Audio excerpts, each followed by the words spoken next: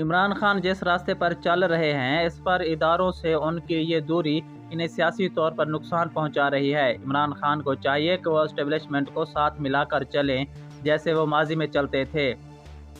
عمران خان در حقیقت اداروں کے اندر آنے والی اچانک تبدیلی سے پریشان ہیں کہ عدلیہ ان کے مخالف فیصلے کیوں دینے لگی، اسمبلی میں کیوں بغاوت ہوئی، اسٹیبلشمنٹ ان سے دوری کیوں اختیار کر گئی۔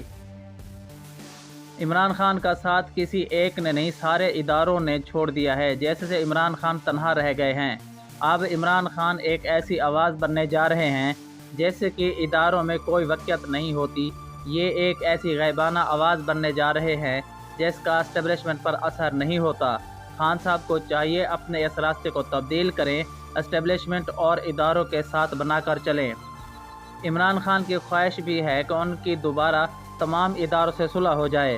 سابق چیف جسٹس ثاقب نثار سے ان کی ملاقات بھی ایسی ہی سوچ کے تحت کی گئی کہ وہ عدلیہ سے اپنے تعلقات کی بہتری چاہتے ہیں۔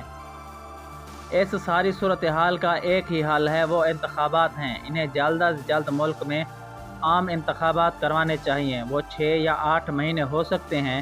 انتخابات کے لیے ریفارمز سے متعلق عملی اقدامات بھی نظر آنے چاہیے اور اس کے لیے عمران خان کو بھی دعوت دی جانی چاہیے۔ معاشی وسائل کا حل بھی انتخابات ہی ہیں، جتنے انتخابات تاخیر سے ہوں گے معاشی وسائل اتنے ہی شدید ہوتے چلے جائیں گے۔